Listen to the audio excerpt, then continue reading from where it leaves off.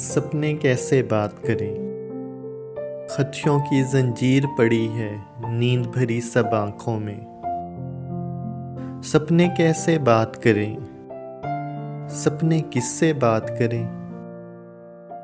जिन लोगों का रास्ता तकते उम्रें रिस्के खाक हुई, अब वो लोग और उनके सपने देखने वाली आंखें बुझकर राख हुई। राख के संभार में होंगे कैसे कैसे जिंदा ख्वाब, ख्वाबों की इस राख को लेकिन छेड़े कौन। जिस रास्ते पर छाँव न पानी उस पर डाले डेरे कौन। जिस मिट्टी में रेत मिली हो उसमें कैसे बाग लगाएं। दरिया ही पायाब हो जब तो उसमें कश्ती क्या ले जाएं।